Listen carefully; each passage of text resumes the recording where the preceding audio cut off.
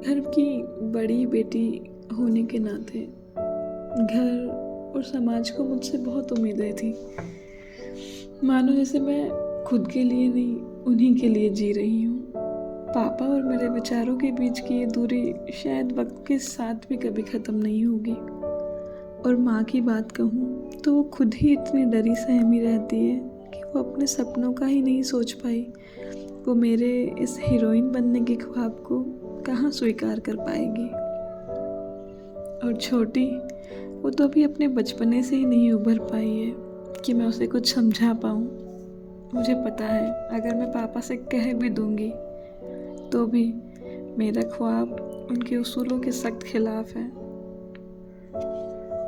मन में इन्हीं सब कश्मकश के साथ उस रात जब मैं घर से निकल रही थी, तब मैं ये नहीं सोचा था कि मैं यहाँ से निकल कर करूँगी क्या।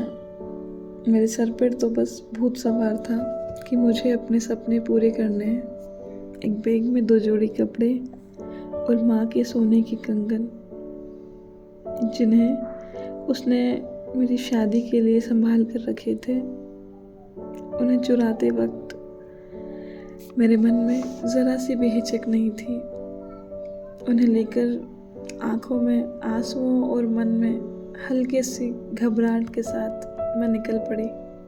अजमेर से मुंबई की ट्रेन पकड़कर मन में बस यही सोच रही थी कि कहीं कोई जान पहचान वाला ना मिल जाए, कहीं किसी को स्कार्फ के अंदर दिख रही मेरी आंखों से ही मेरे हाव भाव न समझ आ जाए, मेरी घबराहट न समझ आ जाए, किसी को कहीं ये पता न चल जाए कि मैं घर छोड़कर भागी हूँ। पता नहीं जब सुबह सब लोग उठेंगे और मैं घर के किसी भी कोने में माँ पापा को नहीं मिलूँगी, तब क्या होगा। वो लोग क्या सोचेंगे, किस किस को पूछेंगे मेरे बारे में। शायद उनका घबराया हुआ चेहरा देखकर बगल वाली रमा आंटी तो पूरे मोहल्ले में ये फैला देंगी कि मैं तो जानती ही थी।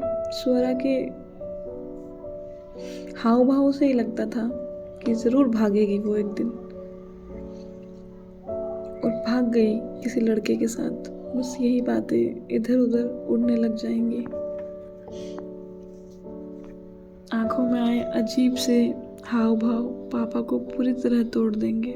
दादी बस माँ को कोसेंगी कि उनकी परवरिश ही सही नहीं थी, वरना मैं ऐसा नहीं करती।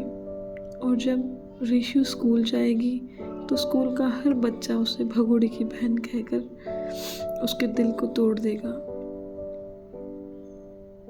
ये सब सोचकर मानो मैं कांप उठी थी। मैं मजबूर हो गई ये सोचने पर कि ये मैं क्या कर चुकी हूँ। चेहरे पर बंधा स्कार्फ मेरे आंसुओं से गीला हो चुका था। घर से जाते जाते मानो जिंदगी की सच्चाई आंखों के सामने घूमने लगी हो। वो सपना जिसके लिए मैं अपनों का गला घोटना चाह रही हूँ, उसी से आए मेरे आंसुओं ने मुझे जिंदगी का असली रूप दिखा दिया। मानो मेरी आंखें खोल दी हो। इन सब बातों ने मुझे इतना झंझोड़ दिया कि मैं आगे सफ़र ही नहीं कर पाई।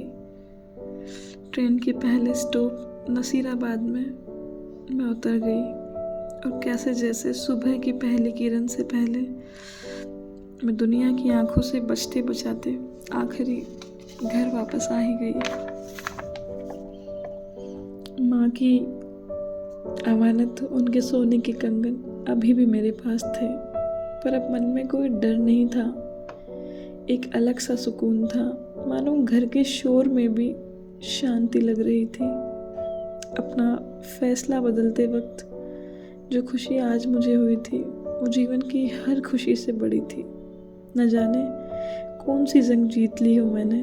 शायद कोई भी ख्वाब अपनों के बिना अधूरा है। शायद मेरा सपना पापा के अरमानों से बड़ा नहीं था।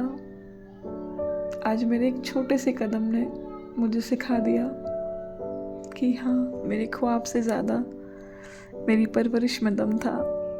मेरे माँ के मुझ पर विश्वास में दम था कि मैं ये कदम नहीं उठा पाई।